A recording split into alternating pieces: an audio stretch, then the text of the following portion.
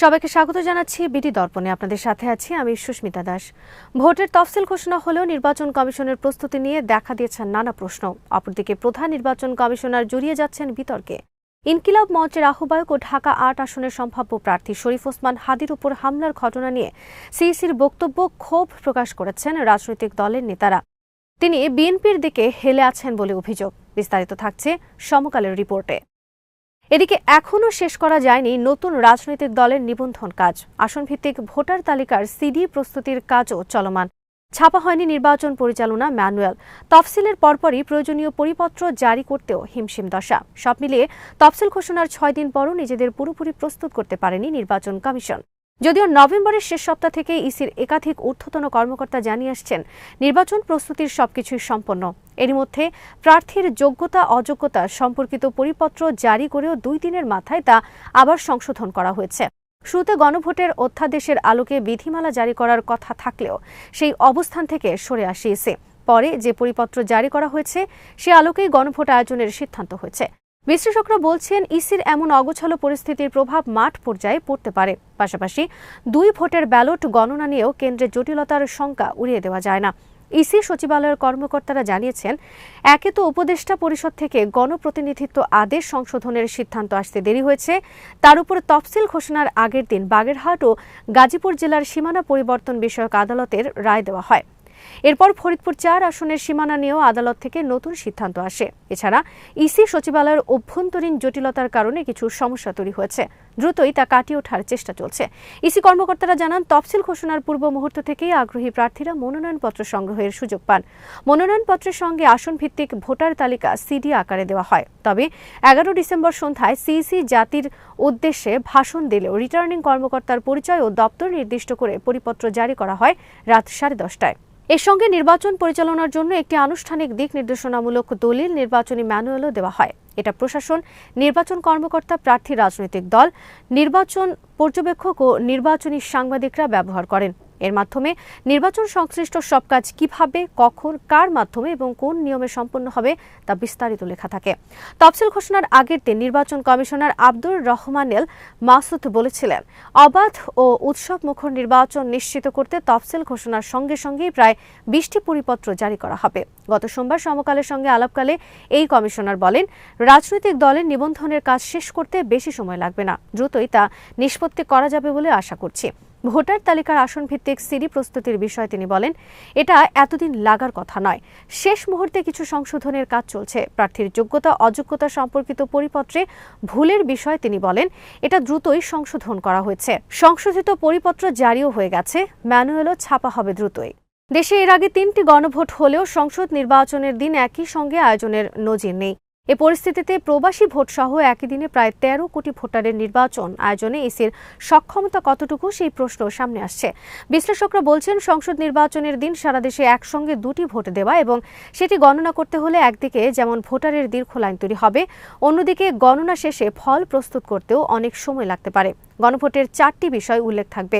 হ্যাঁ বা না নির্ধারণের জন্য একটিমাত্র ভোট দিতে হবে।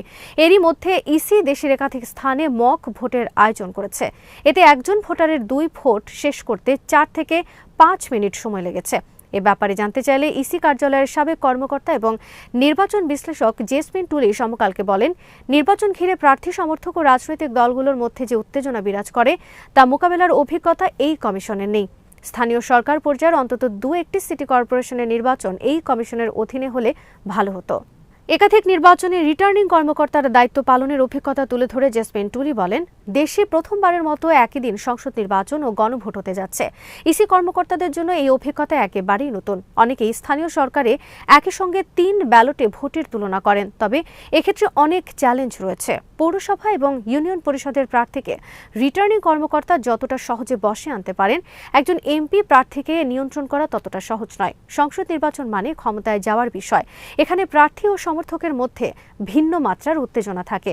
তিনি বলেন, সংসদ এবং গণভোটের জন্য আলাদা ব্যালট বাক্স রাখা সম্ভব হলে ঝামেলা কম হতো, কারণ ভোট শেষ হওয়ার পর দুই ব্যালট আলাদা করতে অনেকটা সময় চলে যাবে। এ সময় প্রার্থী ও তাদের সমর্থকরা কতটা ধৈর্য নিয়ে অপেক্ষা করবেন সেটা দেখার বিষয়। তবে এ ব্যাপারে নির্বাচন কমিশনার আব্দুর রহমানেল মাসুদ বলেন, দুই ভোট আলাদা করতে যতটুকু সময় লাগবে তা প্রার্থী ও রাজনৈতিক দলের সমর্থকদের দিতে হবে, বাস্তবতা সবাইকে মানতে হবে। তিনি জানান, ইতিমধ্যেই কমিশন সিদ্ধান্ত নিয়েছে সংসদের ভোট এবং গণভোট একই সঙ্গে গণনা করতে হবে। কেন্দ্রের সমর্থকদের চাপে এমপি ভোট আগে গুনবে আর গণভোট পরে গুনবে, এটার সুযোগ রাখা হয়নি। নতুন রাজনৈতিক দলের নিবন্ধনের আবেদন চূড়ান্তভাবে না মঞ্জুর করার পরও 7টি দলের আবেদন পুনর্বিবেচনার সিদ্ধান্ত নেওয়ার কারণে ইসির আইন এবং বিধিমালার প্রয়োগ নিয়ে প্রশ্ন উঠেছে।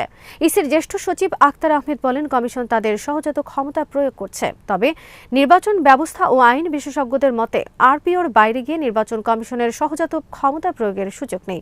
তবে নির্বাচন কমিশনার আব্দুল রহমানেল মাসুদ বলেন, ইসি ইনহেরেন্ট পাওয়ার ব্যবহার করেনি। সচিবের বক্তব্যের বিষয়ে তার দৃষ্টি আকর্ষণ করা হলে তিনি বলেন, নিবন্ধন নিয়ে অনেক আগেই এক রায়ে আদালত ইসিকে সহানুভূতির সঙ্গে বিবেচনার জন্য বলেছে, কারণ সংবিধানের 38 অনুচ্ছেদে সংগঠন করার অধিকারের বিষয়টি বিস্তৃত রয়েছে। তফসিলের পরও নতুন দলের নিবন্ধনের বিষয়টি বিবেচনার সুযোগ আছে কিনা এমন প্রশ্নে এই কমিশনার বলেন, দ্রুতই বিষয়টি নিষ্পত্তি করে ফেলবে কমিশন, এটা নিয়ে সমস্যা দেখছি না। এর আগে আমজনতা দলের সদস্য সচিব তারেক রহমানের দল নিবন্ধনের আবেদন না মঞ্জুর করায় তিনি নির্বাচন কমিশন ভবনের সামনে আমরণ অনশনে বসেন। এই দলটি সহ ইসি 7টি দলের নিবন্ধন আবেদন পুনর্বিবেচনার সিদ্ধান্ত নেয়। এর মধ্যে রয়েছে বাংলাদেশ বেকার মুক্তি পরিষদ, গণতান্ত্রিক party, JASAD Shahjahan Siraj, Jatiya Janata party, justice and development party, আমজনতার দল ও জনতার দল। পুনর্বিবেচনার অংশ হিসেবে মাঠ পর্যায়ে যাচাই শেষে আমজনতার দল ও জনতার দলের নিবন্ধনের বিষয়ে দাবি আপত্তি আহ্বান করে গণবিজ্ঞপ্তি জারি করেছে নির্বাচন কমিশন। 9 ডিসেম্বর পর্যন্ত কোনো দাবি বা আপত্তি না এলে দল দুটিকে চূড়ান্তভাবে নিবন্ধন দেওয়ার কথা জানিয়েছে ইসি। এর আগে আরপিওর নির্দেশনা অনুযায়ী এই দলগুলোকে নিবন্ধন না দেওয়ার কথা জানিয়ে দিয়েছিল ইসি। চূড়ান্তভাবে না মঞ্জুরের সিদ্ধান্ত জানানোর পরও আরপিওর বাইরে গিয়ে 7টি দলের আবেদন পুনর্বিবেচনার বিষয়ে প্রশ্ন উঠেছে। অতীতে এমন ঘটনা ঘটেনি বলেই জানিয়েছেন ইসির সংশ্লিষ্ট শাখার কর্মকর্তারা। সর্বশেষ বিদায়ী সিইসি কাজী হাবিবুল আওয়ালের নেতৃত্বাধীন কমিশনের অধীনে যে সীমানা ছিল সেখান থেকে এবার 39 আসনের সীমানায় পরিবর্তন এনেছিল বর্তমান কমিশন। এর মধ্যে বাগেরহাটের 4টি আসন থেকে কমিয়ে 3টি করে নির্বাচন কমিশনের গ্যাজেট অবৈধ ঘোষণা করেন আদালত। ফলে বাগেরহাটে 4টি আসনেই ভোট হবে। এছাড়া গাজীপুরেও আগের মতো 5টি আসন থাকবে। এদিকে ফরিদপুর 4 সংসদীয় আসনের ভাঙা উপজেলা থেকে আলকি ও হামিরদি ইউনিয়ন দুটিকে ফরিদপুর 2 আসনের সঙ্গে যুক্ত করার ইসির সিদ্ধান্ত বাতিল করা হয়। ফলে সীমানা নির্ধারণ নিয়ে 3টি মামলার রায় হয়, যার সবকটিতে হেরেছে ইসি। এছাড়া কুমিল্লা, পঞ্চগড়, রংপুর ও বরগুনার সীমানা নির্ধারণের বৈধতা নিয়ে উচ্চ আদালতে আরও 4টি মামলার শুনানি অপেক্ষায় আছে। শুনানি শেষে এসব মামলার রায়ও ইসির বিরুদ্ধে গেলে কি হবে তা নিয়ে কিছুটা চিন্তা রয়েছে। তবে ইসির আইন শাখার কর্মকর্তারা জানিয়েছেন, আগামী জানুয়ারির আগে শুনানি হওয়ার সুযোগ কম। আগামী বৃহস্পতিবারের পর উচ্চ আদালত দীর্ঘ ছুটিতে যাচ্ছে। যদিও তফসিল অনুযায়ী নির্বাচন অনুষ্ঠিত হবে 12 ফেব্রুয়ারি। এ ব্যাপারে নির্বাচন কমিশনার আব্দুর রহমানেল মাসুদ বলেন, ইসির কাছে যেটা যৌক্তিক মনে হয়েছে আদালতের কাছে সেটি গ্রহণযোগ্য মনে হয়নি। এ ব্যাপারে ইসির সংস্কার কমিটি যে প্রস্তাব দিয়েছিল তাতে প্রায় 200 আসনের সীমানা পরিবর্তনের প্রয়োজন ছিল। ইসি সেই পথে হাঁটেনি, যেটুকু না করলেই নয় ততটুকু পরিবর্তন এনেছিল ইসি। তিনি বলেন, এ বিষয়ে আদালতের নতুন সিদ্ধান্ত এলে অবস্থা বুঝে ব্যবস্থা নেওয়া হবে। যদিও ইসি সচিব আক্তার আহমেদ 10 ডিসেম্বর সংবাদ সম্মেলনে বলেছিলেন, সংসদীয় আসনের সীমানা নিয়ে আদালতের রায় ইসিকে প্রশ্নবিদ্ধ করে। ইসির ক্ষমতা খর্ব হচ্ছে কিনা এই প্রশ্নে তিনি বলেন, খর্ব ও প্রশ্নবিদ্ধের মধ্যে পার্থক্য আছে। খর্ব হচ্ছে বাতিল আর প্রশ্নবিদ্ধ হচ্ছে কোয়েশ্চেনেবল, যেটা উইল বি চ্যালেঞ্জড।